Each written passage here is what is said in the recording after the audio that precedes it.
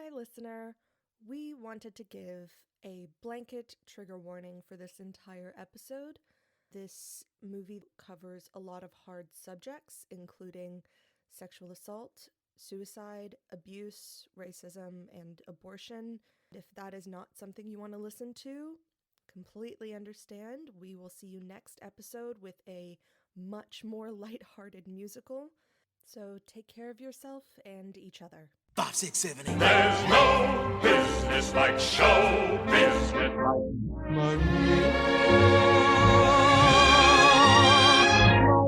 Mamma mia, here I go again.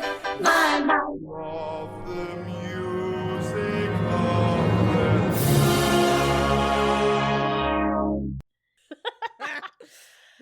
Oh, good.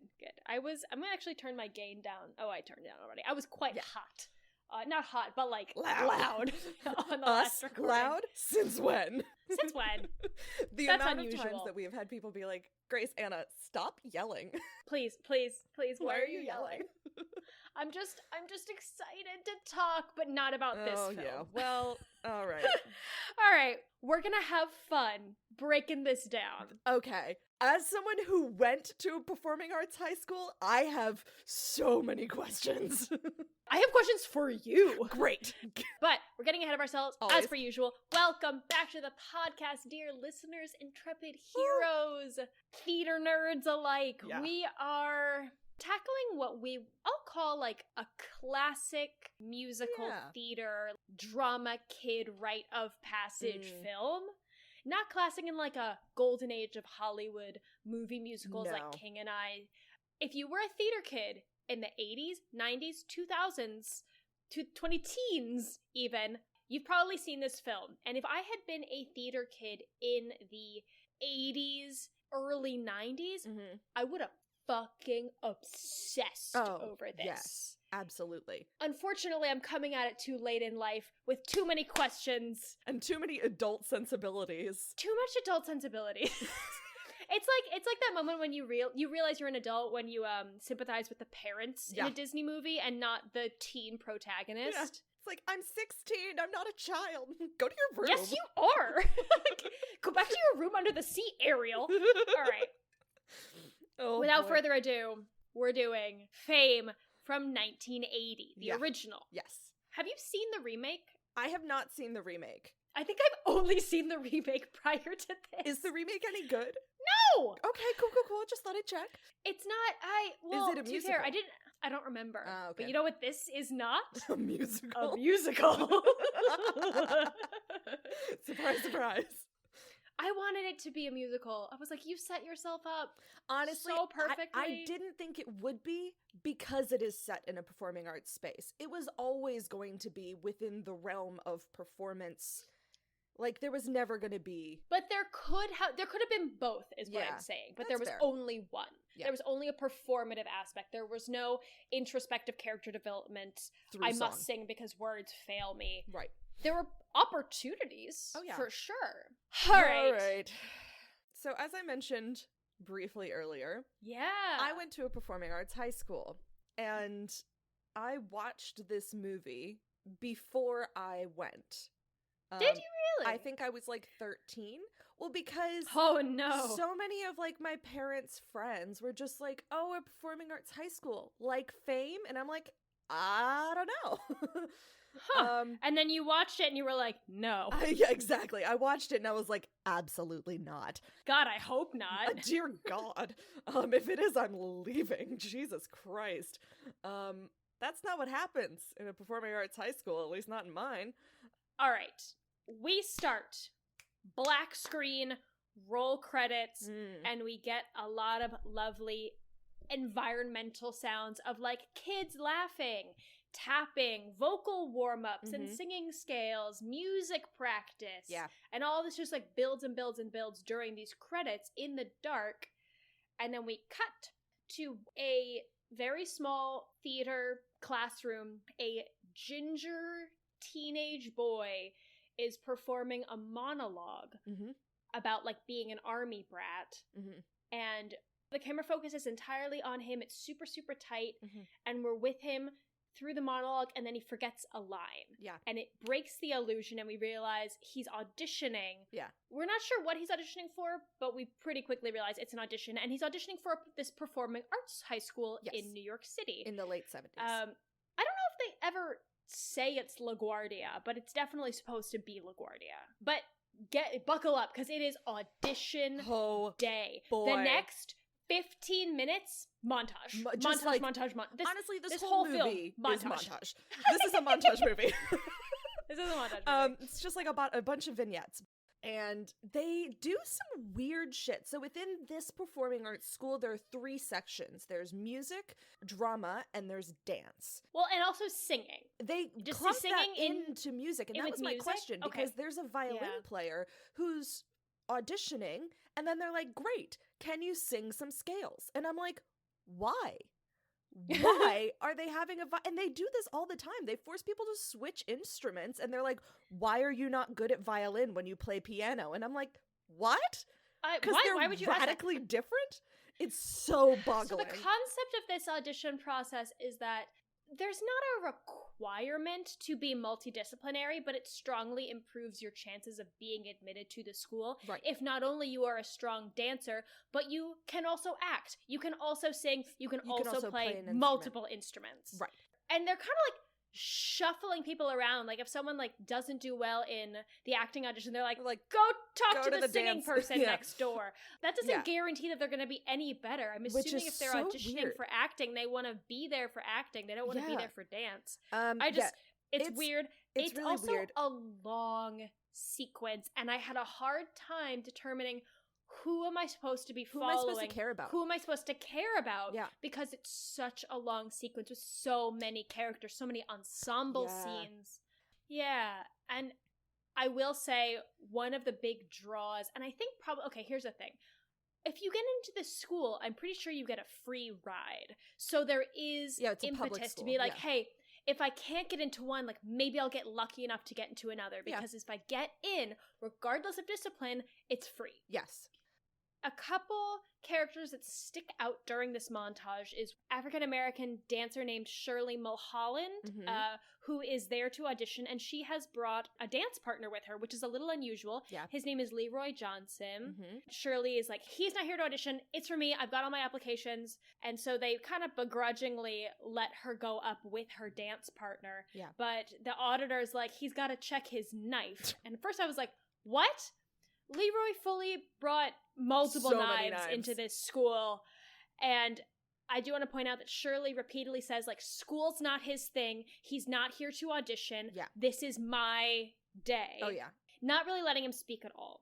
Yeah. We also meet Doris, who her mother is a mama rose, if I've ever seen one.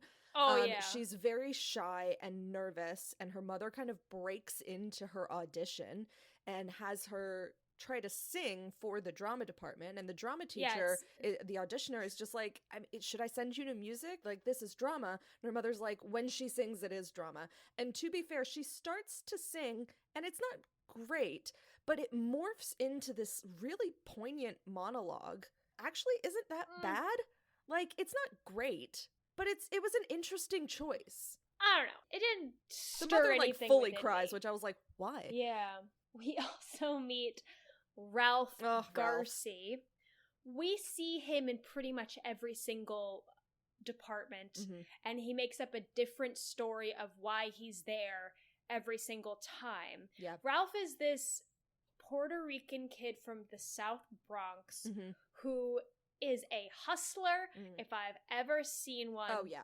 Always making jokes, working the room, working the people in the room. Yep. When he's in the music audition, he talks about how his father's works for the government and taught him all these instruments. When he's in the dance audition, he talks about, like, his father taught him how to dance, kind of changing his tune depending on where he is. Right. But they end up sending him to drama, and that's totally the match for him.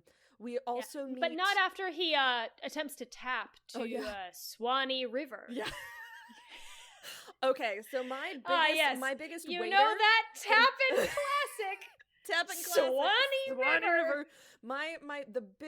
The biggest fucking waiter in this entire thing is the pianist at the dance audition. She's just there with a newspaper, could not care less. Man, she was my hero the whole time. You know who my waiter is, and we'll get to it? Yeah.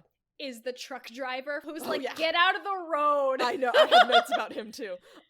So then we also meet Bruno, who's a musician, but he's really interested in sort of electronic music and the idea that you can be a whole orchestra in one person with this new technology. Yeah, and he shows up to his audition with his uncle and father in tow with like easily 8 instruments, several amps, and electric pianos. And he's good. The auditor, he's good, but the auditor for the music department is this older, stuffy white guy, very conservative, very classically trained, classical focus, and just does not have the patience for this newfangled techno music, and doesn't really appreciate what Bruno's trying to do. Right. Granted, Bruno doesn't come in with a lot of respect for any kind of formal musical training. Yeah. If you're going to go to a performing arts high school, regardless of if you want to be a modern dancer, you're gonna have to do ballet. You're gonna have to build a foundation. It's the same thing with acting. If you really only want to do modern stuff, you're still gonna have to learn about Shakespeare. They're gonna make you do Shakespeare. Yeah. We then see Shirley's audition. She is a mess. Oh my god, I loved this fucking scene. Shines. All Shirley's doing is just shaking her hips, and even the auditors say she's a disaster. Yeah. But they say, where's his audition ticket? Like, where's his application? And they're like, he doesn't have one because he's not technically auditioning. And one of the auditors is like, get him a application. Yeah. They're super into Leroy. And then my moment of joy happens. Is it the Italian Shakespeare? Yes, it is. I loved him so much. I was crying. Oh my god, it was so funny. So we have this deep Italian Jersey guy. Very, very brief moment of joy. Just a brief moment of joy in like a mire of sadness in this movie, where he is doing Juliet's monologue, Romeo, Romeo. Wherefore art thou Romeo? Thou Romeo. Yeah, but then he like can't pronounce Capulet. The teacher's like, it's like Capoletti. Like Capoletti. He's like, oh yeah, Capoletti. Okay, yeah, no worries, I get it. Oh, deny yeah, thy father, Capulet, deny thy father, and refuse thy name. Yeah. Or if thou wilt not, be forsworn, my love, and I'll no longer be a Capulet. No longer be a Capetola. Yeah, or whatever. Capuletti. Capuletti. And then he can't pronounce Montague, and the teacher is just like, okay, I'm a little bit, I can't, so I'm gonna send you to someone else. By the way, do you know that you're reading the girl's part? And he's like, oh damn, and like walks out of the room. It's so funny. Alright, then after that scene, Shirley. We see Shirley and Leroy leaving the dance audition, and they have both been given slips of paper. Shirley's is yellow and Leroy's is green, and they go to this like hall monitor, and they present the slips, and she takes Leroy's green slip, and she goes, alright, you go upstairs to the 3rd floor, and you talk to the head of the department or whatever, and Shirley hands the hall monitor her yellow slip, and she goes, okay, then you go downstairs to the lobby and you wait for him. Yeah. And it dawns on Shirley that she's been cut, and Leroy has moved on to the next round. Next level. And Shirley has a full-on freak out in this hallway. I didn't even want to go here anyway. What a stupid You're only here because of me, to Leroy. This isn't even like, don't forget you. it. You don't deserve to be here. Who wants to go to this stupid school anyway? Who wants to go to school to learn how to dance anyway? But you see her chin trembling and the tears welling in her eyes, and she's freaking heartbroken. Yeah. And that's the last time we see Shirley. Yep. Bye, Shirley. Cut to freshman year. Later that night. No, we get very quickly see like phone calls go out to like Doris's mother. We see Ralph running through what looks like the West Side Story lot. Yeah, the leftover set from West Side Story. That tracks. Ralph Garcia gets in. The ginger kid, whose name we don't know yet from the very first scene, gets in. His name is Montgomery. And we get a montage of all the kids showing up to the first day of freshman year. And it's a reminder that New York City was rough in the late 70s, early 80s. Times Square was not clean yet. Disney had not moved in. No. This was set in the late 70s, right? Yeah, late 70s. Okay.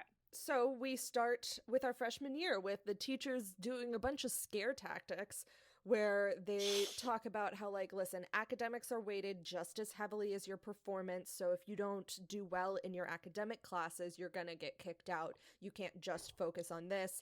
Each of the heads of the department are like, this is the hardest track in the school. So the dance teacher's like, here's all of these sort of things that you're going to have to do, all of this extracurricular stuff that you're going to have to do. You'll have to be taking outside classes, and you need to be studying all this. And it's the same thing for the acting department, same thing for the music department. Yeah. We also quickly see that Leroy did get accepted, and he is not down for all the academic work that's being required of him. Yeah. We also see that Bruno, the techno kid, also got in. Yes. I will say, there is the English teacher, Mrs. It's kind of a Sherwood. bitch. She's hard on the kids. I really liked the one line she said, which is, this is no Mickey Mouse school. Yeah. You don't get off easy because you're talented. Yes. Which I did really agree with. I did not like what she does later on in terms of shaming students. That is bullshit. Didn't agree with that. In this scene, in this particular scene where she's like, no, you don't just show up and get to waltz through this school. You have to put in work. Yeah. That's fair. Greatly dislike her middle scenes and have a bone to pick with the last scene. Yeah, but we're getting ahead of ourselves. Get next to the lunchroom. Grace, do you want to talk about lunch? Okay, so let me talk about lunch in my high school. You know what we didn't do? Any of this. I will say I did sympathize with Doris. So Doris goes into the lunchroom and looks very overwhelmed, doesn't know where to sit. There's so much chaos going on. And honestly, I do remember my first day at lunch. It was a new school. I didn't know anybody there, and I didn't know where to sit. And that's always the worst feeling, where you're just it's the worst. I don't know what to do. I get that. But there's so much cranked up to this is cranked up to 1,000. So this isn't just like normal, like, oh, I don't have any friends yet, I don't know where to sit. This is like, oh no, there are people dancing on tables, and they're like lifting tables into the air, and there's someone singing, and there's like a band practice going on. Everyone is doing the most. Everyone is practicing, singing, dancing, tapping, playing drums on the tables. Eat your food. Is sensory overload. Oh yeah, I would be very overwhelmed. And this becomes, like, this kind of cacophony becomes our first musical number. Yes. Which is Hot Lunch Jam. What's so funny? I thought this was going to be Fame. I was hoping it was too, but that's not how this goes. No, it's nonsense. Lyrics, essentially. It doesn't do anything except for just to show. So this is also how two of our people meet. So we have Coco, who's like the triple threat. She can sing, dance, and act. And so she meets Bruno, who starts playing the piano, and she starts singing. And they sort of, I don't really know what their relationship is, but like she sees that he's super talented and they work really well together. She likes him as a friend so far. They've just met. She likes his vibe. Yeah. She recognizes that he's talented, and she's a hustler. Yes. So she's like, I'm going to make this connection, and I'm going to push us to maybe work not together. Rely just on school for success. Right. I did enjoy the lunch people in the background just like jamming along. So this is our first musical number, but because it takes place in the context of a performance, where like this is like Coco and Bruno kind of like improvising this song, but the song is a performance. This is not an organic musical character development song. No, not at all. There are horny teenagers everywhere. Holy shit. There is so much dancing. There's so much dancing. There's so much making out. There's like a lot of touching. Just like, you guys are all like 14 to 16. It is 11:30 in the morning. Please. Ma'am. This is a Denny's. This is a Denny's parking lot. Poor Doris, understandably very overwhelmed. She like grabs an apple and dips. And sneaks out. And in the hallway, she finds Montgomery, who is our shy ginger kid from the very first scene, also hiding. Yes. And it's very, very sweet scene where he's like, that's too much for me. Do you want to sit out here? They introduce each other, and it's revealed that Montgomery's mom is a famous actress.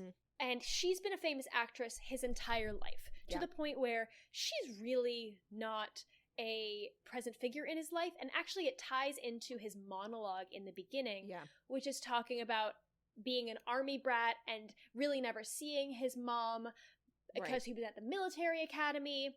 And life imitates art in a sense, because from this scene with Doris, we learn that his mom's always off doing one show after another, would really rather be an actor than a mother, and has left him alone kind of with on his own.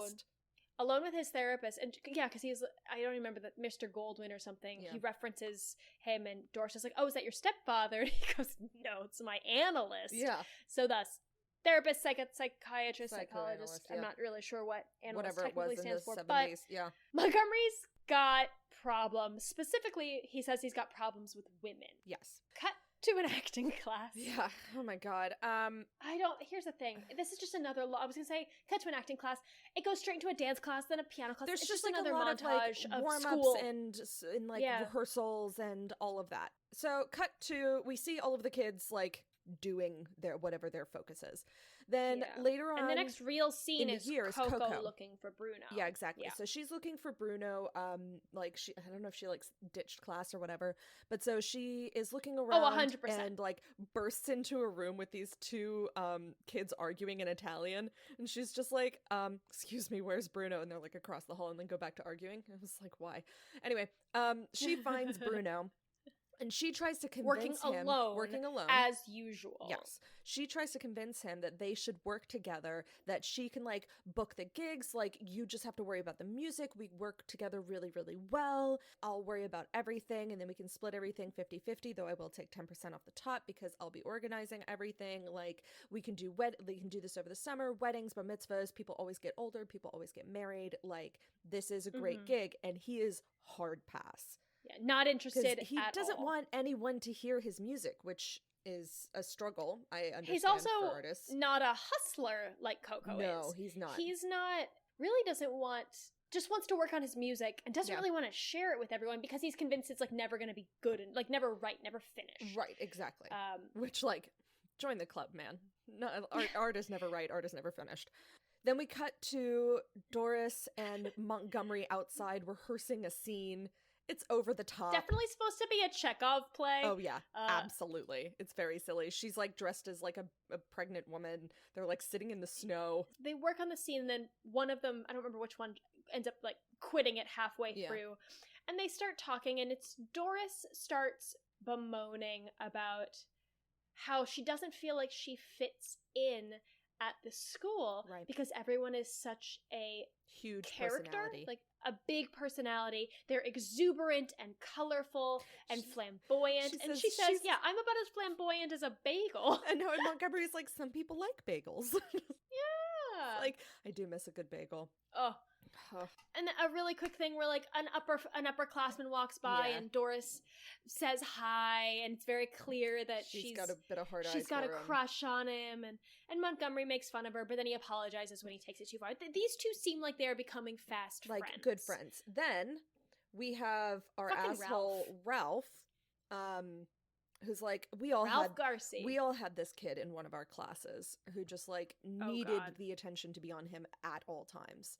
And so he comes in and he starts making fun of them and is, because she's dressed as a pregnant lady, and so he starts making fun of that. And he takes some of Monty's meds that his analyst had given him. They have a prearranged agreement where I don't know if Ralph's paying him or Monty just wants to be friends with people, so he's willing to do whatever, but gives Ralph some of the medication that his analyst prescribed.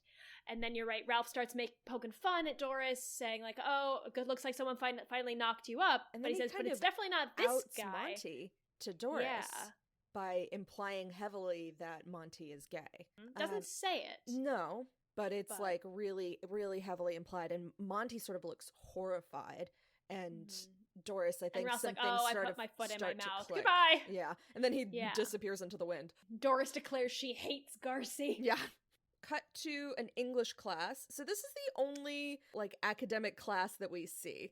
It's the English class with Mrs. Sherwood? That's her name. Yeah. Sherwood. And she unfairly makes a point to call out Leroy for the fact that he has failed to turn in a book report and that he's kind of flunking out as a result, and that he's letting his academics slide. Now, having this conversation with him in private would be one thing, but she calls him out in front of the entire class, and it's sort of implied that he doesn't really know how to read. And so instead of dropping it and like discussing it with him privately, she tries to force him to read in front of his entire class, like really kind of shaming him, which was awful. And Leroy's the kind of character where if you push him, he's gonna push right back. It's his defense mechanism, and that's what he does. He gets up, he storms out, he knocks over a chair. He then proceeds to take that truly Kate wrecks a tavern. Leroy goes out into the hallway, takes the chair, smashes the glass cases of the hallway, and the teacher just kind of closes the door on him while he works through this anger. Yeah, and it's not great. It's bad. It's not great, Dan. It's not great, Dan. All right. The next scene I have is Bruno and his dad. Cab. Yeah, so Bruno's father, he's a taxi driver, and they sort of have an argument. And they have an argument about Bruno's unwillingness to share his music and his opinion that it's never done or never good enough. And his dad is like, it's really fucking good. I mean, what did we spend all this money setting up the studio for you for if you're never going to show people? And he's like, oh, well, maybe I'm ahead of my time and no one likes it. And he's like, listen, you have to let them decide. You can't decide for them if they're going to like it or not. Like, they may not like it, but you'll never know if you don't let people fucking listen to it. And I'm like totally on Dad's side with this one. The point of this argument is you'll never know unless you try it with people. Cut to, we see what I thought was Ralph, because it kind of takes place in a similar scene to where we saw Ralph get his acceptance letter, but it's actually late night, again, through what looks like the West Side Story empty lot. Yeah. Leroy comes through the darkness, through the fog, under an overpass for the subway, hanging out with a bunch of homeless men. And it's definitely implied that if Leroy is not homeless, he is temporarily unhoused and between spots to live in. Yeah. And he like sits down on a mattress or something, and he picks up the first piece of paper that he can see, which is a manual for a washing machine company. This is an inner monologue, but like, I'm going to prove Miss Sherwood wrong. Yeah. And he sounds out the words on the manual, and we get the sense that he can read. He is just slower to read. He is semi-literate. Yeah. And he ultimately gets frustrated and crumples up the paper. And crumbles. Oh, it's a Maytag washing machine manual. Yeah. And he looks despondent because he's out of options. Well, and his teacher fucking shamed him and didn't provide any options for him. Anyway. Yeah. I really didn't like her.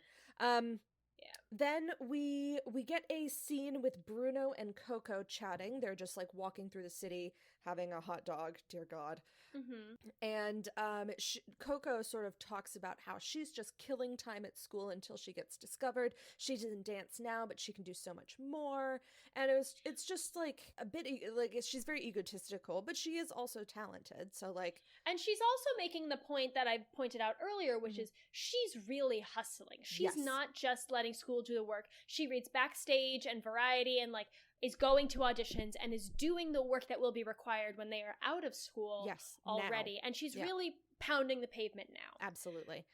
We get another scene with Bruno being forced to play a violin. I don't know, it was weird. Cut to dance class. Yes. We have a character that we haven't talked about. No, Lisa. We've met Lisa. Yeah. Now, she's always just been sort of picked out by this dance teacher as not working hard enough. And we've seen a couple of like interstitial scenes like in the montages where like she has been called out by name being like, you're not sweating, you're not giving enough, like you're not working hard enough. Yeah.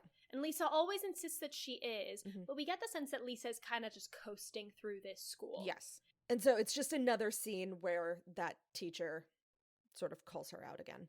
Then it's the end of the year. Yes, it's the end of the year. It's like last day, everyone's getting their yearbook signed. And Doris sees that senior boy that she has a crush on, and she gets up the nerve and she says congratulations to him because it turns out he won some big award. Yeah, he's graduating, he got a big scholarship to college, and then it turns out he's not even going to college because he's had a meeting with William Morris Agency? Yeah, the William Morris Agency, which is an actual agency. It is a very big deal. It is. He's going out to Hollywood. They want him to read for a couple things. So he's like, his star is on the rise. Yeah. And she asks him to sign her yearbook, and he tells him congratulations, and he does not remember her name. Nope. But she wishes him luck, and then he like kisses her on the cheek, and I was like, why? Weird. Then cut to sophomore year. Title card. Sophomore year. All right. And there's a new girl in town. New one in town. So this is Hilary Van Doren, who arrived to school in a limo. So obviously her family is very wealthy. And she has joined the dance department.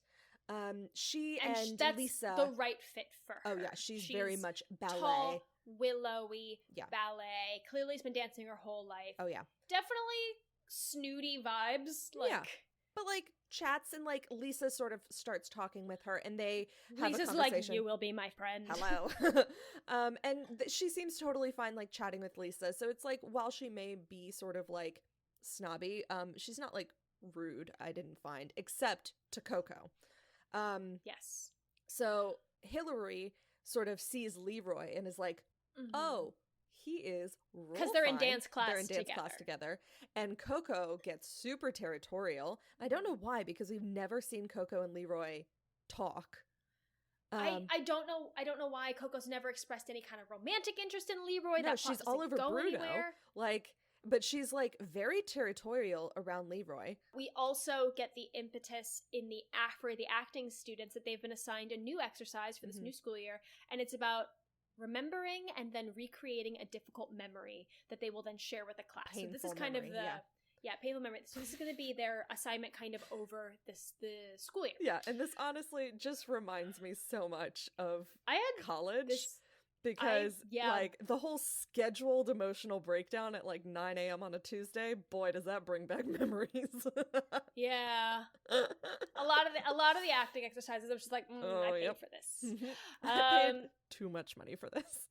Also, there's an argument between Bruno and the head of the music department about the merits of like traditional orchestras versus like the new synthesized instrumentation and sort of like, you know, working as a team and as a group and like a collective versus working solely on your own. Anyway, it's fine.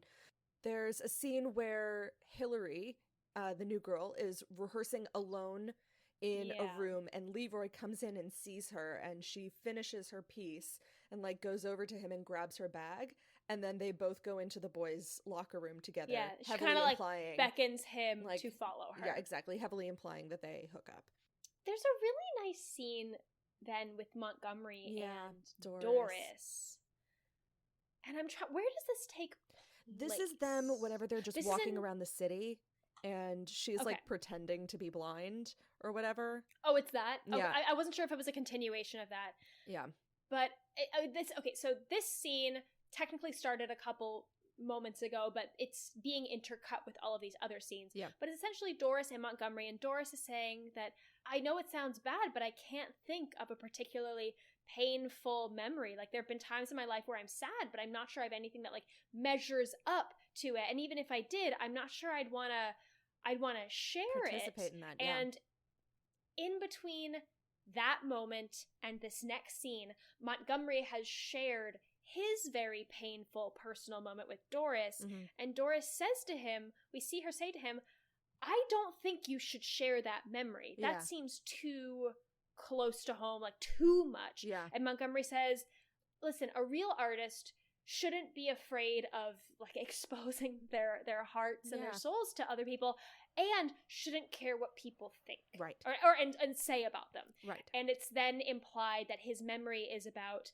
him grappling with his homosexuality and the fact that he discovered this when he was a much younger, like early teens, because he fell in love with his therapist. Right. Well, and he also actually says the word homosexual for the first time. Yeah. Where she's just like, well, I don't know what they would call that. And he goes, homosexual. Like, homosexual. And so it's like the first time where he's verbally confirmed to Doris that this is who he is. And it comes from a place of more confidence and peace with it. Absolutely. Maybe because he's the one that's confirming it. Right. He has the agency in this. Where Doris is the one that's choosing to come out to this one particular person as opposed to fucking Ralph trying to out him. So then we get cut to our second very different vibe. Oh my god. Bruno's father is over Bruno not sharing his music. So he's like, you know what I'm gonna do? He's proud of his son. Oh, he's so and proud. His music. That Bruno is a good musician. Absolutely. And so Bruno's father's he solution hooks up some amps to the top of his cab. He drives in front of the school and starts fucking blasting a song that Bruno wrote. And we see, like, kids come out of the school there because, like, there's the loud music playing. Kids pop their heads out of the windows. They're just like, oh, this is a bop. Naturally, it's like, this is a bop. Everyone goes down and essentially starts dancing in the street. Bruno is walking down the hallway. He goes, that's my fucking song. That's my song. Someone stole my mixtape. Goes down to the street. Goes, my fucking my father. Now, it was at this point, so they're dancing in the street, and my note is, first of all, these taxis would run these bitches over. There is no way in hell that they would stop. Are you kidding me? Especially because this is supposed to be around, like, Midtown Theater District. Absolutely. And I was getting a little bit angry about no one arguing about these kids getting in the street, and then we get our second waiter. We get our second waiter. But really, really quickly, there's a moment with Bruno. Bruno, like, confronts his father. Yeah. He goes, hey, this what isn't the fuck ready. are you doing? This music wasn't ready. And his father said, they don't know that. They like it. They're they don't know that it's dancing. not ready. And, like, you say, like, he kind of gestures to easily, like, 80 kids dancing in the street. Like, there's a lot of them. I mean, like, they're having a blast. Yeah. They don't fucking care if you think it's time. ready or not. Yeah. And then we get our waiter. Grace, take it away. Our truck driver. So this truck driver is just trying to do his fucking job, and then 80 children come and start hard enough dancing. to drive through Midtown. Oh my god, and driving like a truck, like a full, like, oh god. And so he comes out and he's like, what the fuck? Move the party on, asshole. And the dad like gives him the finger or whatever. And so he gets out of the truck, rips one of the speakers off of the cab, and then gets into a fight with Bruno's dad. And I'm like, this is more like it. This is what I expected. This is New York. This is New York. It was fucking great. I was so on his side. I'm like, get the fuck out of the street. I never remember my moments room. of joy when they happen. This was a moment where I was like, that's my moment of joy. I don't care what happens for the rest of this film. No. That's my moment of joy. Found it. We then start the first of several scenes of the acting students performing their painful memories for their peers. Montgomery's first, and he does perform the moment of when he first came to terms with the fact that he was gay. Mm-hmm. And then cut to all the acting students, definitely in an not extra credit, but like a wheel class or whatever, where they have to do makeup and stuff. Yeah. And Montgomery asks Doris if she wants to go to Rocky Horror with him. Ugh, I'm still mad I never went. And then Garci comes in and Ralph. It's just a pest. A shit, as per usual. A pest. Ralph just like makes fun of Doris, and she gets really angry and like chases him, and then he like makes it off like they're off hooking up. It's like he's just such an asshole, and it's interesting because it's not like he's making fun of Monty for being gay, but he's like also not giving them any respect. Like, yeah, he's being really insensitive about it. Yeah, he's like, being just because insensitive. he accepts it doesn't mean he has to respect it. Right. Yeah. And Ralph makes fun of everyone. Yeah. But he really takes it too far with Doris and Monty. Yeah.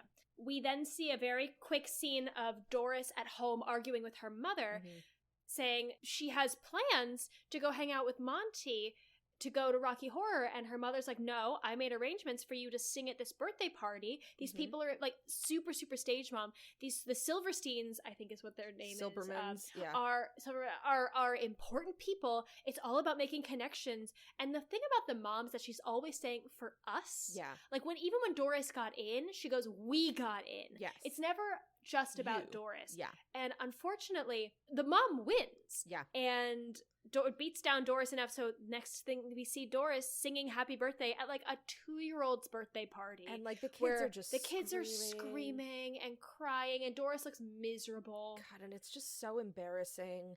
And like her mother's like taking pictures of her, and it's just so weird. So Doris ends up using this memory as her painful memory in acting class. And the question that the acting teacher always asks is, what did this moment make you realize about yourself? And she talks about how I have to assert myself and I need to take control of my own life. I'm 16. Like, I should take like, control. But it is a valid criticism of just like she needs to stand up for herself. She's not going to figure out who she is unless she asserts herself. Absolutely. And stops letting other people put their expectations and impressions of her. Especially her mother. Then we get Ralph's memory. Yeah.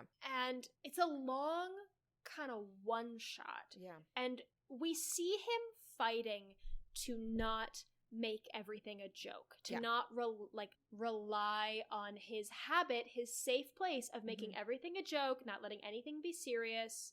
And his memory, so Ralph idolizes Freddie Prinze, the comic, and his memory is about learning that Freddie Prinze had killed himself, had committed suicide, and his inability to understand why that happened, and commiserating with Prince's feelings of persecution as a comic. And talking about how after he committed suicide that everyone was talking about how, oh, he was just depressed. Yeah. And honestly, it reminded me a lot of the conversation that happened after, we might want to cut this, but that happened after Robin Williams died.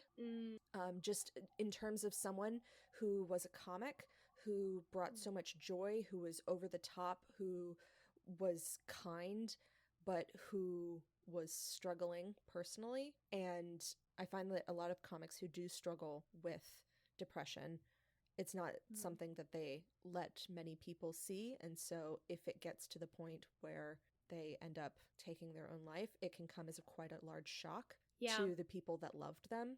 Because, like, in terms of, like, him and his reaction to Freddie Prinze dying, I remember exactly where I was and what I was doing when I found out about Robin Williams. And it was devastating. His whole monologue about this was very relatable, I felt, in terms of just, like, having to realize that your heroes aren't always who you think they are, because they have their own personal internal lives that may not be public. Yeah. And especially coming at it from, we have to remember, Ralph is probably 15 and has idolized Freddie Prinze from a young age. Yeah. And hasn't quite come to it with the clarity of which you just spoke of. It feels more of an injustice to Ralph personally. Yes. Versus an acknowledgement like, of he an doesn't internal understand life. it as much. Yeah. Yeah. There's a brief scene with the English teacher where the English teacher, again, is trying to get Leroy to do more academic work and tells him to write 1,000 words on Othello, because Leroy sort of complains about having to read about only white characters, which, fair enough. And so she gives him Othello and says, read it and write 1,000 words on it in 2 weeks, or you'll be kicked out of school. And I'm like, whoa, whoa, whoa, whoa, whoa. I really thought this plotline, like this, I really thought the Othello was going to be the jumping I was so fucking hoping of a much better plotline. Yeah, and it just but fucking like, wasn't. Oh, that's such a good.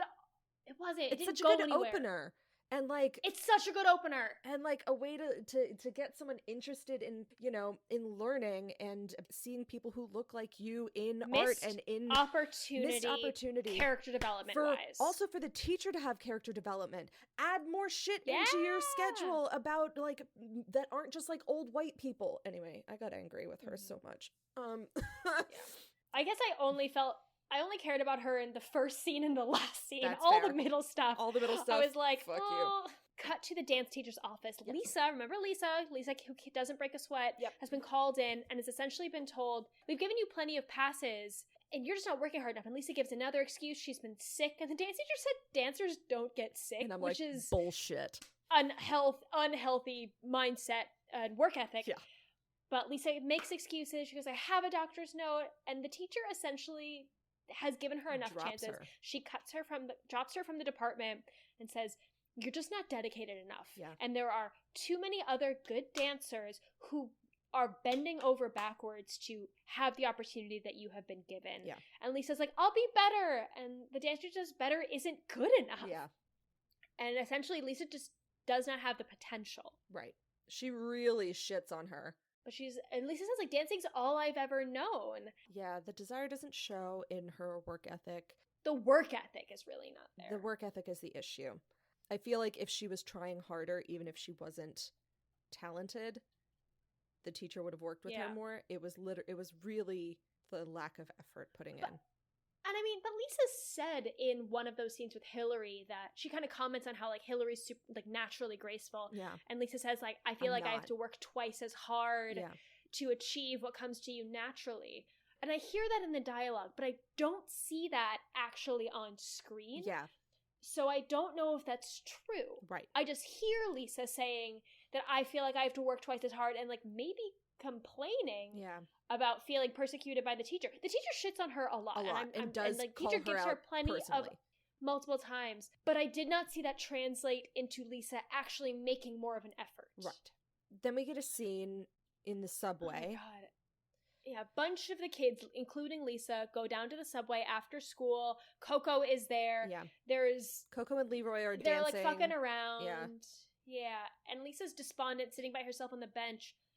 And a train comes, and we see Lisa contemplating suicide to the point where she gets right up to the edge of the platform. Coco notices and calls out her name, and the train then cuts in front of us, so we don't actually see what happens. Yeah. And then the train like doesn't stop at the station, moves on through, and we see that Lisa is still on the platform. She's thrown her dance clothes down onto the tracks. So much money she just threw onto the tracks. Sell that shit. Anyway, I'm glad she doesn't commit suicide, but she does say maybe I'll switch to drama, which the amount of times that I've heard that from some people, and they're just like, oh, I'll just switch to drama, and I'm just like, cool. I'll just be an actor. I'm so glad that we're the last resort. That it's the easiest option. Yeah, exactly. We are back in dance class. Coco kind of shits on Lisa a little bit, and Hillary... Yeah, they're talking about how Lisa got cut. And Hillary kind of defends her a bit, but by doing that is sort of rubbing her relationship with Leroy in Coco's face. Ralph has a moment where he realizes that stand-up might be where his talents lie, in terms of making, dark situations funny, which is a skill. And we also see his family for the first time. There's like a really quick scene where we see him with a couple of his sisters. All right, we cut to junior year. We first see Montgomery, Ralph, and Doris, who have kind of become quite a little trio. Montgomery has them over to his apartment, which is his mom's apartment, has no furniture in it, but he lives there by himself. They kind of comment like, wow, you have this whole place to yourself. And they have come over because for a school project, Doris and Ralph are acting in a scene that Montgomery is directing them in. So it's definitely like a directing exercise. Right. Simultaneously, we see Ralph's family at their smaller, much more crowded apartment. And one of his younger sisters hears something outside and thinks that it might be him, might be Ralph, and so she goes outside and down the stairs. Now we don't see anything. She's 5. She's like 5. We don't see anything, but it's ominous music. She hears time. Coughing and glass breaking, and it's ominous movement time. But it's not Ralph, because Ralph is still rehearsing with Doris and Montgomery. Doris and Ralph are doing a really like kind of tender romantic scene, and the tension builds to a breaking point that they can't help themselves, and they kiss. They start making out, and Montgomery's like, That's wait, not until later that's in the too scene. soon. You're supposed to kiss later in the scene. You still have and a he whole tries to break them speech. a speech, but like the hormones are whooshing in their ears, and they can't hear, and they just make out. Montgomery's like, okay. Shit. We cut to Hillary bringing Leroy home for homework. And just her very rich apartment. And then we cut to another song. We also see, we get another song. We also see, so these scenes are all happening simultaneously. Yeah. The Doris, Ralph, Montgomery scene is happening the same evening as Hillary bringing Leroy back to her apartment for homework. But then we cut to an auditorium, presumably in the school. We see Coco and Bruno together. Coco is singing and playing piano, and Bruno is sitting like on the other side of the piano listening to her. And I wasn't sure if this was Bruno's song that Coco was performing, or if it was an original song by her and he's just listening for emotional support. I think she wrote it just based on what she says at the end of the song, where he was like, that was really good, and she was like, it's just some emotional bullshit. Like, you wouldn't say that if she wouldn't say that if he wrote it. You're right. But it's a power ballad. It is a power ballad. Coco's a great Out Here singer. On My Own. She's a great singer. And Bruno's kind of entranced by her. Yeah. And so he like walks closer to her and just like watches her finish this song. And at the very end, meanwhile, his dad has snuck into the auditorium and like clearly is there to pick up Bruno, but sees not only this like power ballad happen, but also seeing his son with a girl. Stop. So he just sits in the back row and listens. And in the end of the song, when Bruno is entranced, only has eyes for Coco, and kind of puts his hand tenderly on top of her hand as they share this moment, then his dad stands up and is just like, bravo! Way to break the mood, Dad. Oh my god. But then we cut to them all in the taxi because Bruno's dad is giving Coco a ride home. Yeah. And is definitely just like dropping hints at how much Bruno talks about Coco. He's super how much hot he for you. likes her. Like, it's like, Oh, sir. Sir, please. And Coco's like, oh yeah, sure. Yeah. Now he drops her at a very fancy place, and she's like, "Oh, my sister and he's lives like, oh, here, this is your place? but like I'm welcome anytime." And so he's like, "Oh, well, wait until you get in the building." She's like, "Oh no, not required. There's a doorman. I'm all good.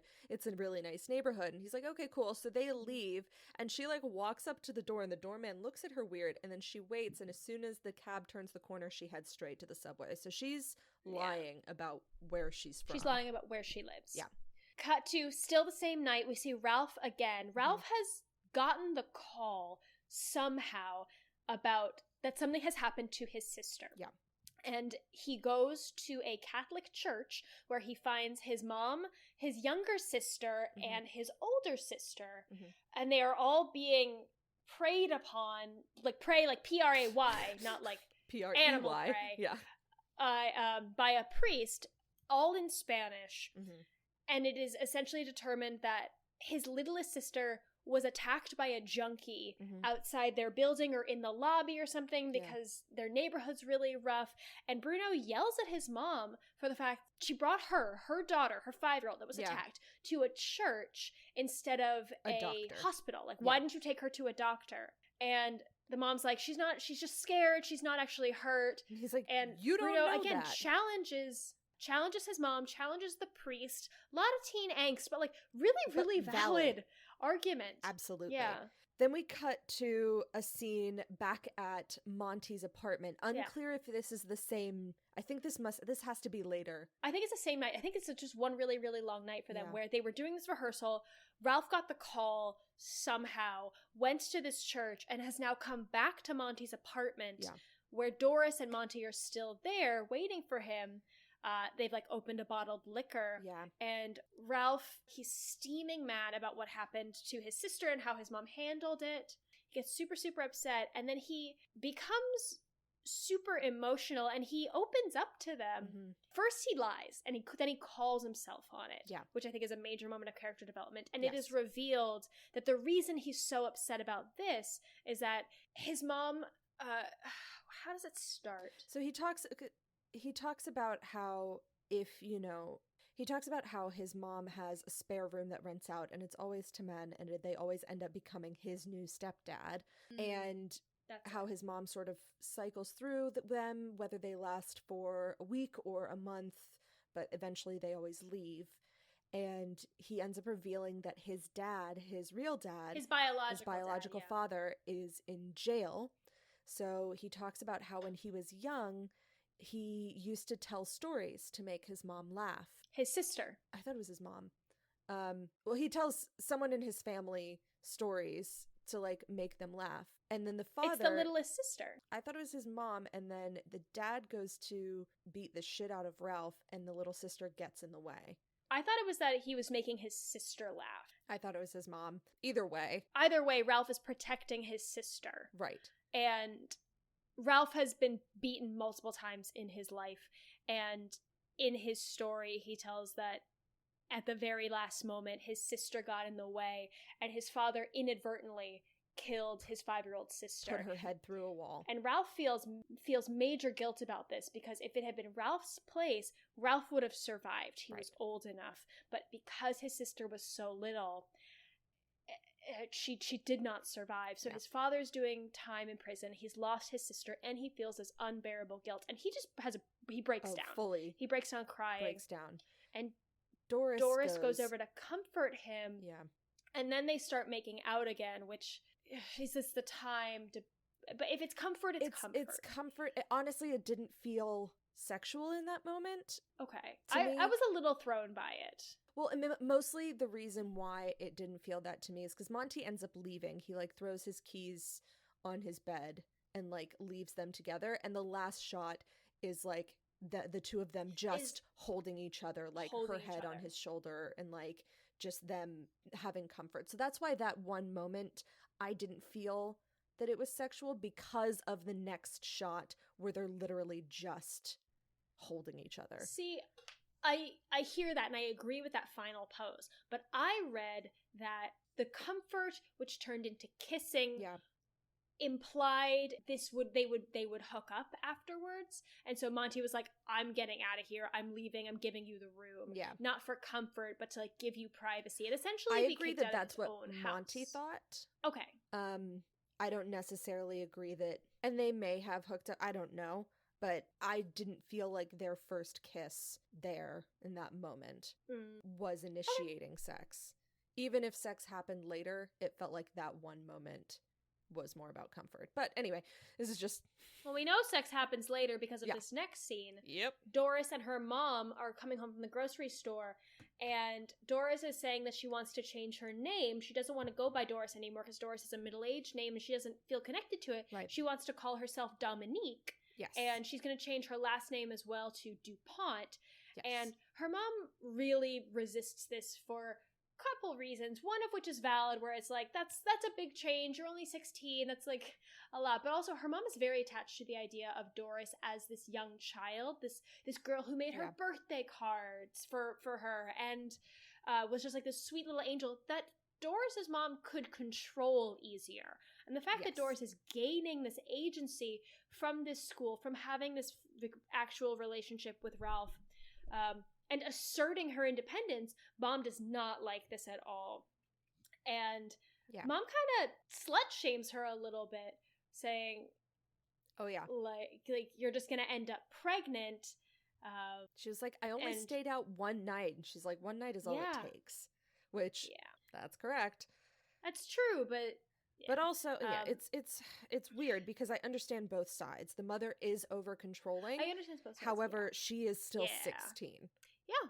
Cut to Doris and Ralph on a date. They go to Rocky Horror. What a good date. And Ralph gives Doris weed. They have a blast. Yeah. It's fun. Doris gets high, and again, like, moving into this, like, new liberated independent stage of her life where she's just trying to figure out who she is, she gets up on stage and dances with the cast. Yeah. And Ralph is just, like, amazed. Oh yeah, he's like, this is fucking amazing. Exuberance. Now, during this scene, poor Monty, we see Monty in the bathroom by himself. Yeah. Not in the bathroom. Monty, clang, Monty clang. In the, clang. Monty in the bathroom by himself. He's bang, in his bang, apartment. bang, bang. Grace and I have a long-running inside joke from Michael in the bathroom from Be More Chill, and we're not going to get into it. Just anyway. No. Woo! But Monty's alone in his apartment singing "Needing Your Love," which doesn't have to do with anything. He plays guitar by himself, and I'm like, I also know people who do this. Like, this it's also didn't the first feel time we like, hear him sing, which was lovely. But it doesn't feel like a song that is meant to make a character go anywhere. No, it's just an I'm sad song. And alone because my friends are hanging out without me song. It's very much Michael in the bathroom. But literally, now that I think about it, it's literally that, like, his best friend has gone off with a girl. Damn it. In Michael in the bathroom. Well, no, his best friend has gone off with a boy because he's best friends with Doris. Yes, I mean in Be More Chill. In Be More Chill, yeah, absolutely. There's a whole, like, AI subplot in Be More Chill that does not come into fame. Could you imagine? secret play of fame Surprise, is that it surprise. secretly be more chill. Oh, no. Oh, boy. All right. All right. The next day, the three of them, Ralph, Doris, and Montgomery, are at a diner, and Doris has this epiphany, I guess, that she's like, if I don't have a personality, I'm an actress. I can put on any personality I want. Mhm. And may not be the healthiest mindset, but it's a step. Again, she's discovering what she likes and Yes, which and is gaining important. agency of what kind of acting she wants to do, what she wants to do with acting. And then, realist moment of this film, their waiter comes up to take their order, and surprise, surprise, their waiter is the senior upperclassman that Doris had a crush on when she was a freshman, and she's like, Michael. oh my gosh, it's so good to see you. How's LA? And like, clearly LA's not calling if he's working in this if he's diner. working in this diner. But and he kind of brushes it off, being like, oh, I had a lot of meetings. I met a lot of people, went to some parties. Yeah, went to some parties, like shot a pilot, but like she was like, oh, I didn't see it. And he goes, because no one saw it. No one saw it. Yeah, and it's awkward. yeah. And he ends and up he taking says, like, their I didn't order, find and LA. it's just And that takes us into senior year. We see Doris and Monty go support Ralph at his first stand-up gig. Yeah. And it's not just them. It's like literally their whole class taking over this stand-up comedy cellar in New York. Can you imagine? Oh, God. And It's he like kills it. drama kids kills descending on a fucking Denny's after a show. It's like they order like no one one orders plate anything. of fries for 20 people. Just like in a storm of glitter and show makeup. Anyway. After the show, there's this really cute scene with Ralph just like High on a success. high. Yeah. We haven't seen him get this kind of feedback from any kind of performance previously at school, and it really feels like he's found, this is a thing that I feel good at. I can make people laugh. Like, I can do this. It fits. This fits. And granted, when it's good, it's good. And like, he's riding that high. He hasn't had any failures in this yet. This is literally his first night. He got very lucky. Yes. He was also in an audience of his peers. Of all of his friends. Yeah. Of course you're gonna we're all gonna cheer and laugh for you. Yeah. But like, he puts her on the train home, and like they're cute and in love, and that's the end of that. We get a quick scene of Hillary. I was very confused by what was happening in this scene. Yes. At first. And then I understood. So Hillary is alone in a very large, like, foyer, like, marble. I thought it was her apartment. I thought it was her apartment foyer too. Okay. However, surprise, surprise, it is not. So she's very teary. She's like obviously trying to hold back tears, and she's talking about how she wants to move to California to take a position with the San Francisco Ballet Company, because if she stays in New York, then like people will think she's been given handouts because of who her family is, and she's willing to pay her dues out west and come back a star. And like, I always thought that I would play all of the large ballet roles before I was 21, and maybe even they would make a ballet for me, and I can't do all of that with the baby. And we realize that she is in a foyer for an abortion clinic. Very nice, very private, very rich, very abortion fancy clinic. Abortion clinic. And it is sort of implied and we've confirmed this that Leroy is the father. Yeah. And this is confirmed by the nurse practitioner, who's just like, is this going to be Amex or MasterCard? Like, does not care about this monologue that's just been delivered to her. Right. I will say Hillary's been offered a spot with the San Francisco Ballet. It's not like she's going out there to like try. Like, she's has offered a bright future ahead of her. Cut to Coco in a diner. Coco is approached by this older gentleman, kind of scruffy, who says, oh, I just saw you in Chorus Line. Yeah. And for a second I was like, is Coco in fucking Chorus Line? No. I don't think she is. No. She didn't react either way enough. Yeah. So essentially he's like, oh, I just saw you in Chorus Line, she's great. And she goes along with this. Yeah. And he is implying that she's playing Cassie, like the girl in the red dress. Right. And she acts as like, oh, I'm also an actress. And he's like, oh, I'm a director. I've been thinking about you since I saw that show. What, like a coincidence, serendipity? You know what? I'm a director. I'm gonna do a film in the south of France. Will you come do a screen test for me? Now, the reason I wasn't sure if she was like, it's very possible. Like, people drop out of performing arts schools all the time to go be on Broadway. Look at Yeah. Renee in Mean Girls. Yeah, for sure. But the fact that she didn't tell him no and just went along with it, I couldn't tell in this moment. And that's just an acting choice of like, did I miss something? Well, and it was confusing as well, because if he says, oh, I saw you in chorus line, and then later on she says, oh, and I sing too, I'm like, Cassie sings. If you're the girl in the red dress and you saw her in chorus line, you fucking know that she can sing, because she has one of the hardest fucking songs in the show. It was just a bit weird and confusing. So he's skeezy. He is definitely big skeevy vibes. So we then cut to Leroy. He is trying to find his English teacher. And he's at school, and he's looking around for her. He's at school. He's told by a couple of other students that she may be at the hospital because her husband is there. And so he goes to the hospital. How did he know what hospital? How did he know which hospital? Grace, I don't know. There are so many hospitals. There's so many hospitals in New York City.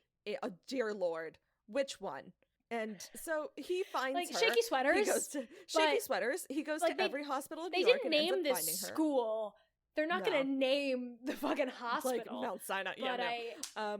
So there's multiple Mount Sinai's. Which one? I know. You're right. He finds her. He tracks this bereaved woman down, who's obviously at a hospital. And he's like, I have been offered, do you know who Alvin Ailey is? I've been offered a position with his dance company, which is a big deal. Yeah. But he has to graduate first in order to be accepted, which felt weird. Yeah. It's like, why does Alvin Ailey care?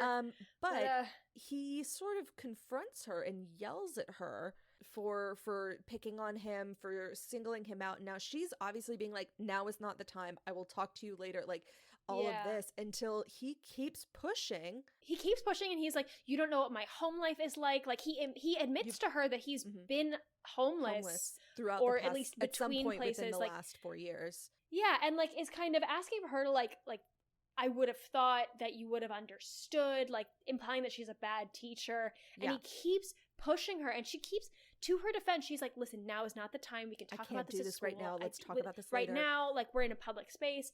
And she's also trying very hard not to cry. Yeah. And then she ends up yelling at him, why do all you children only think about yourselves? Yeah, she goes off on him. That's all she says. Yeah. And that stops him in his tracks. Yeah. Yeah, it knocks some sense into him. And he sits down next to her and he realizes, offers oh, her, right, she's in a hospital and crying. You're a human. Obviously something is wrong. Like, yeah, you don't exist just to make my life difficult. Yeah.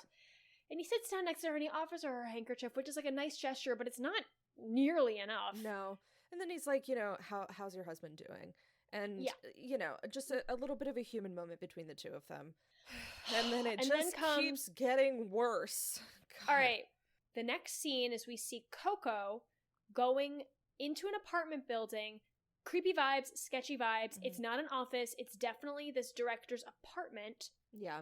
He welcomes her in. He, definitely, tries to be French. Yeah. And she's like, oh, where's your crew? And he's like, oh, we don't need them today. This is just for screen tests. I like to have, complete directorial control. He offers her a beer to loosen her up. That is a direct quote. Yep. She's like, no, that's okay. Yeah. And so she sits down and she says, I may be a little bit nervous, but once I get with cold reads, but once I get started, I'm good to go. He's like, you're not doing lines. He's like, oh, we're just gonna be easy breezy first, and we'll get to the lines later. And so he turns the camera on her, and she just starts chatting a little bit, and he's like, oh, the camera loves you. You have to make love to the camera back. Like Monroe, like Garbo, and drops all these names, and then he asks her to take her shirt off, and she says, what? At first, she says no. But then he manipulates her and says, "Oh, I thought you were a real actor. I didn't think that you were serious silly schoolgirl." Yeah.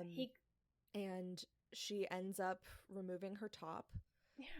And she starts crying, and it's all on video. And he keeps asking her to do more things, and it eventually cuts away, so it's not entirely clear how this moment ends, but it's implied to not be good.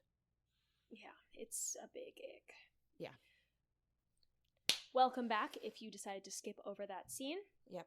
We cut back to a new comedy club with Ralph, Montgomery, and Doris there as emotional support. Mm-hmm. And it is implied through this scene that Ralph is really focusing 100% of his energy on stand-up comedy. He's sleeping through his classes. He never sees his friends. Yeah. And he's also implied to be abusing drugs because he asks Montgomery for pills again from his analyst. And Doris tells him, like, hey, we're concerned about you. Yeah. And at one point, Montgomery leaves because, like, just like goes to the bathroom because Ralph is just ragging on him. Well, and yeah, for no reason. Slurs, and it's not great. Yeah. And Doris kind of sits down across from Ralph, being like, hey, I'm really concerned about you. Let it be known, they are talking during another comedian's set. They're like over on the side in this comedy club, and Doris is trying to keep her voice down and just express her concern to Ralph, and he keeps picking apart her arguments and being really, really nasty, and he keeps raising his voice. Yeah. Until Doris has no option but to kind of start shouting back at him, and she ultimately says, you have so much more potential than just doing comedy, than just doing stand-up. Yes. And he's like, this is what I'm doing. Like, get on board or jump off the train. Yeah. Yeah, get on board or get out. And at that moment, she leaves. Yeah, at that moment, he's called on stage. Oh, right. And he starts what is basically the same set that he did whenever his friends were there. But because he doesn't have his friends cheering for him, it's crickets. And also he fumbles his first joke. And at that point, that's when Doris walks out. He's twitching, maybe in withdrawal. Yeah. Yeah, and Doris walks out and he kind of makes a joke about it. But his jokes are bombs. not landing. And he quits. He quits like 30 seconds into his set. Yeah. Walks off stage, goes backstage to the dressing room, and Montgomery's still there. Yeah. And he comes backstage with him. He's like, hey, do you want to go get a pizza? And Ralph just tries to push him away, like, shit's all over him again. Like, that's bullshit. Like, I just tanked out there. I can't talk about pizza right now. And Montgomery stays. Yeah. And just a good friend. Justice for Montgomery. Is a good friend. Montgomery does nothing wrong in this entire film. He deserves better. And Montgomery's like, listen, you're not going to win every single night. Yeah. Bad nights happen. Good actors know that bad nights happen. Failure is a part of the entertainment business. And if you can't deal with that, then this isn't for you. Yeah. And after a minute, Ralph does have a bit of a more vulnerable moment with Montgomery. He goes like, if you're good, you'll succeed, but how do you know if you're good? And Ralph says like, and Montgomery says, you're never gonna know. Yeah. It's just it's a nice scene from Montgomery. Yes, from Montgomery. Ralph is an asshole. Ralph's an asshole. So, cut to graduation. Yeah. We see everyone backstage getting fitted for caps and gowns. I guess they do that 30 minutes before the ceremony. Unlike the ceremony. College. Jesus. Like our college where you had to like order them weeks in advance. Yeah, and if you didn't, tough shit. We see the orchestra playing in front of a crowded auditorium full of like teachers and parents. I'm assuming. Yeah. And they do an original song. I don't know if it's a showcase because it's, or at least a final performance. Like we did a performance in graduation. Yeah, so did I, and and I did not go to a performing arts school. I think it's just I'm even talking about commencement. NYU. Oh, yeah. It's just like commencement performance. Yeah. And it starts. It's implied that it's an original song. It's never said that Bruno's it's Bruno's song or it's Coco's song. Implies it based on the previous work that we've heard from Bruno and the theme and sort of like the vibe of this song. It's called I Sing the Body Electric. And it starts with Lisa. At first I thought it was Doris. It's Lisa has a solo, and I was like, I guess Lisa went to music. Yeah, right? Like, I don't know what's going on here. And and then Lisa Coco can kind of sing. Coco sings and is amazing. Yeah. And then Monty sings. And it takes it, And then we get like a dance piece and then like a big choral number, and it ends. And that's the end, y'all. It tells us nothing of like what happened after, like how their careers went. It's just like they graduated. The gist of the song is like, I'm so excited for who I am today and who I will be tomorrow. Yeah. And that's fame. That's fame. I'm gonna live forever. I'm gonna live for the next 20 years. you're gonna live for 2 hours and 15 minutes, Yeah. and I will not remember your name. Nope. Because I did not like this movie. Nope. Oh, no. All All right, Anna. Yes, Grace. It feels like whoever put this together subscribes to, like, the High School of Gossip Girl, where, like, these are just adult situations that just didn't happen, and maybe they fucking did in the 70s, I don't know. Maybe I was just super fucking naive in high school, I don't know. But I'm just like, I literally, like, God, this feels so, like, not genuine. Like, not a genuine high school experience. Like, Yeah, Mean Girls felt closer to a real high school experience than this fucking did. And Mean Girls is way over the top. It makes me think of Meet Me in St. Louis with the development of the screenplay, where they were like, what about blackmail? And they were like, no, too far. No one said that. No one said too far in this so one. They just said, yeah, let's add more. I think this had a lot of potential, but they tried to do too many things. Yeah. Is my biggest, like, general overarching note. I also think it's very much a product of its time, and I maybe would have felt differently about it had I been younger when I first saw it, had I seen it in the 80s or 90s, as a teen doing theater, but I've got too much sense in 2022 to enjoy it very much. Yeah, it wasn't good. I didn't enjoy it. But what's I crazy wanted more is that music. I wanted more music. I wanted it to be a musical. And what's crazy is I'll talk about, we're getting ahead of ourselves because I'll talk about reviews and reception, but, like, this won Oscars. Yes, it did. Well, okay, but so did for songs. The fucking All That Jazz won Oscars too, and we were like, why? That's true. All right.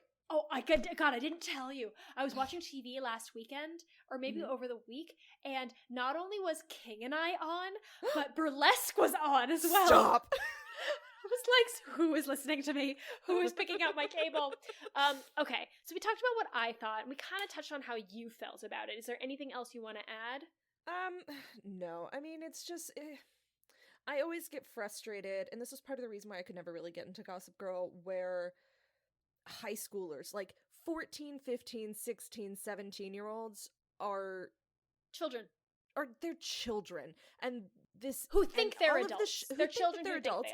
And it's like, all of this shit, and it's like, it didn't feel like a genuine... They didn't feel like their age. I think I'll just leave it at that. All right. Shall we do some drinks and dramaturgy? Neither of us are drinking. No, I have my lovely... Drink your water. Water bottle. Water. Mine is...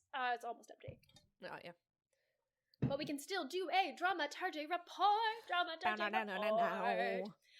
This was directed by a British director, Sir Alan William Parker, who is known throughout his career for his wide range of not only filmmaking styles, but working on different genres. Most notably, fame, the 1996 Evita starring Madonna, which we'll get to. Oh, yeah. As well as Pink Floyd's conceptual rock opera, The Wall. Which we will also get to. Oh, God. That's all I have for really the director. Not a lot. I do have an exciting thing about the cinematographer. We haven't met him before. His name is Michael Stephen Saracen, who is a New Zealand cinematographer, film director, and winemaker, having founded Saracen Estate in the Marlborough wine region in 1992. Stop. Which I don't know if it still exists or not. His father, so he's the son of Harry Saracen, who was a key figure in hospitality and cafes, who in the hospitality and cafe scene in Wellington. Stop. And his brother's also a cinematographer. So I want you to ask people in Wellington, like, have you heard of Michael Stephen Saracen, or just Michael Saracen? I could be saying his name wrong. I could be saying his last name wrong. Just wild. He worked with this director, Parker, on many of their early films together, including Bugsy Malone, Midnight Express, Oops. Sorry. How dare. Whatever. And Angela's Ashes. Mhm. And then this cinematographer also worked on quite a few other things, including Harry Potter Prisoner of Azkaban. Stop. I love that. I love the cinematography from that movie. Beautiful. Step Up. And most recently, the 2021 film Gunpowder Milkshake. Okay. Wild. Like quite a wide range there. What a range. I just love that he's also a winemaker. I love that. All right. So I'm going to talk a little bit about how this got made. So in 1976, talent manager David De Silva saw a production of A Chorus Line, and in the song Nothing, there's a reference to New York City High School of Performing Arts. And so that sort of inspired him to sort of to figure out a story detailing sort of ambition and rejection and theater in the lives of adolescent students. So he met up with the playwright Christopher Gore, and he paid Gore $5,000 to draft a script titled Hot Lunch and provide story ideas and plot and characters and all of that. So then De Silva took this to MGM and they acquired the script.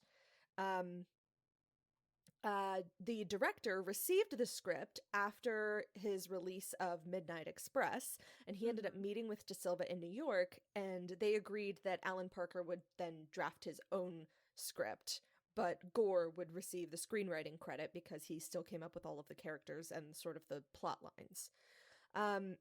Parker also enlisted Alan Marshall as a producer, and they worked together. De Silva explained, "I was really motivated and interested in the joy of what the school represented for these kids. And Parker was really much more interested in where the pain was going in the school. And so we had our conflicts and resolutions based on I feel like the pain won. Yeah, like it was not honestly. an even balance. We didn't really see a lot of wins. No. So the music was composed by Michael Gore. Originally, they had approached Jeff Lynne, who we've heard from before, who was the lead performer of the Electric Light Orchestra, ELO, which we went through whenever we did Xanadu. However, he ended up declining, but they really took a lot of inspiration from ELO. The musical numbers were performed practically on set because they wanted to avoid dubbing in post-production. A lot of the songs, especially the Hot Lunch Jam, were that was heavily improvised.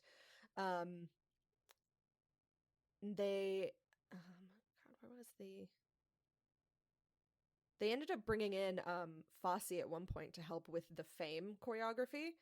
Oh, really? Yeah. And he was like, "God, this is exhausting." So I'm not really going to go into the stage musical because there's a lot to talk about with the actors and casting. So, okay, great. Originally, Parker promised to hold auditions at the High School of Performing Arts. And the school was initially advised by the Board of Education to prevent the students from working on the film because they were like, this will affect their studies. So they announced later that the filming would occur during the summer so that the students could feasibly audition and do this movie while they were not attending school. He and casting directors spent 4 months auditioning performers, and they saw more than 2,000 people for various roles. Of the many students that he met that were from that performing arts school, only Laura Dean, who plays Lisa, was cast in a principal role. Everyone else was extras. The drama teacher that plays the drama teacher, like the guy who plays the drama teacher, is the school's drama teacher, and it sort of resurged his acting career. That actor is Jim Moody. They had a couple of other teachers come in, so like a couple of the composers and people like that. Irene Cara was a former student of that school. She was Coco.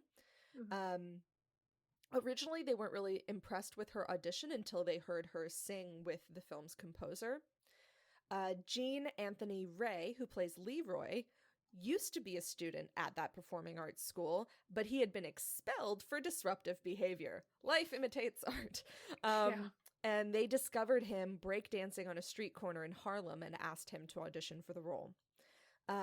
Lee Carreri was cast as Bruno, and he was currently attending Manhattan School of Music at that time. And then the guy who played Montgomery, Paul Crane, he performed an original song that he had written during his audition, which was then they inspired to include it into the film, which is his sad Michael in the Bathroom song. Barry Miller was cast as Ralph Garcy, and he had just been in Saturday Night Fever, so he was sort of an up-and-coming actor at that point. Maureen Teefy was an established actress at that point, was cast as Doris. And they didn't really agree with her casting at first because De Silva, the producer, said that he had envisioned Doris as like a 17-year-old Barbra Streisand from Brooklyn, and then they cast this Irish actress, and they were just like, this isn't Barbara. But she ended up getting cast anyway. And they had a really hard time finding who they wanted to be Hillary, but they found Antonia Franceschi, who was a background dancer in Grease the year before, which was 1978, and sort of secured her role based on her performance in that, and then also the strength of her audition. So that's sort of how each of them got cast, but everyone in this cast was incredibly young. They were all in their early 20s, if not late teens. So it really was a cast of young actors. Cool. In terms of reviews and reception, it did kind of okay in general. Yeah. At first, it's a hard to market film. Like, a lot of these actors, as you've said, were young and they were not well known, or they'd only had like 1 or 2 credits. Yeah. So what MGM did is that they did what's called a platform technique, where they opened the film in a couple cities, tested it out before it went nationwide. It got a mixed response critically. A lot of people loved the music, criticized the plot, pacing, and direction. MGM spent over $2 million on advertising for the film, which really put a lot of emphasis on the music, which smart. There's not a lot of. Yeah. And ultimately, it did do well. It was it was the 32nd highest grossing film of 1980. Oh, wow. So not great. Small potatoes, but not big potatoes. Medium potatoes. And then it was nominated for a bunch of things, and it did win 2 Oscars for Best Original Song, Fame, and Best Score. Yeah. And that's all I got for reviews and reception. You want to do some singing and dancing? Because there's actually stuff to talk about. There hasn't been. There hasn't been. For singing, Coco was the star, hands down, in terms of vocally. Coco was my favorite singer. She was really great. She had a great tonal quality. I really enjoyed her performance. Her power ballad in the middle was great. There weren't a lot of other singers besides and the her. other singers that there were, I was not wowed by. No, and it was never implied that they were trying to be singers, like leading with it. Like, Montgomery sings, Lisa sings, Doris kind of sings in her audition. At the beginning, but not really. But that's really it. Yeah. In terms of dancing, there's quite a lot of dancing. However, this is not I was going to say this isn't a dancing in the street film. Technically it is, but not in the way that, like, Hairspray is, you know? No. They dance in a street. It is not dancing in the street. They dance in a street, and it is not as highly choreographed as what we think it's of much more of a in dance terms of party dancing in the as opposed to, street. like, It's improvised dance party. Yeah. There is choreography. There is choreography. There's a lot of ballet. Yeah, which and the people that they chose were obviously talented dancers. Ballet is something that just still blows my mind all the time.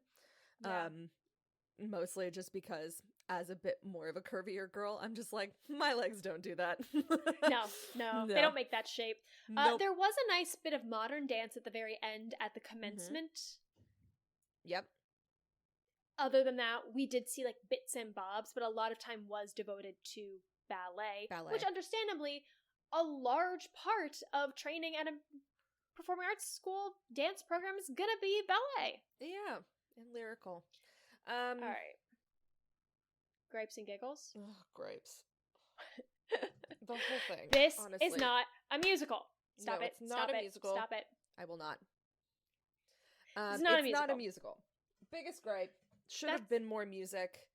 And as I said before, this didn't feel like a genuine high school experience.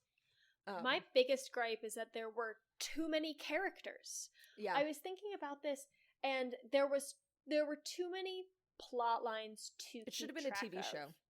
And they did make it a show. and they did make a TV show out of this, like 2 years later. If they had focused a little more time on, they gave Montgomery, Doris, and Ralph a good amount of screen time. Yeah. And Coco, and Leroy. Like those are our 5. Yeah. And either Lisa make it and a Bruno. movie, but they were almost secondary characters. Oh, like yeah. I think you could have, if we had gotten rid of them, we would have had so much more time to devote to those 5 characters I've already listed. If it's going to be a film, 4, maybe 5 plot lines so that you really have the time to dive deep into these characters and give us decent plot development and character development. If it had been a TV show, then we would have been able to, over multiple seasons, stretch out this development of these side characters. Right. But they were asking too much, and I couldn't keep track of Lisa and Doris, honestly, for at least the first half of the film. Yeah. Yep. Doris, Giggles. Lisa could have been cut as a character. Lisa could have been cut, absolutely. Yeah. Wasn't necessary. Giggles. Have someone else fail out. Like. Yeah, truly. Giggles is the Jersey Italian doing fucking Juliet monologue. God, that was so funny. It was such a delight. What a surprise. Hey, Romeo. Wherefore art thou Romeo? Wherefore art thou Romeo?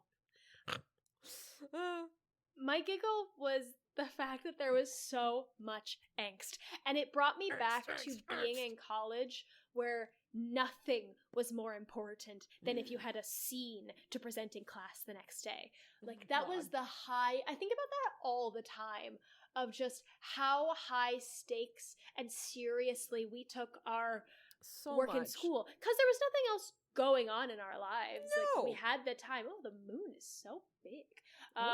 Sorry, it's like right in my eye line. That's okay. But now on the other side, I'm like, oh my God, I took this so seriously. so much. I took it so seriously.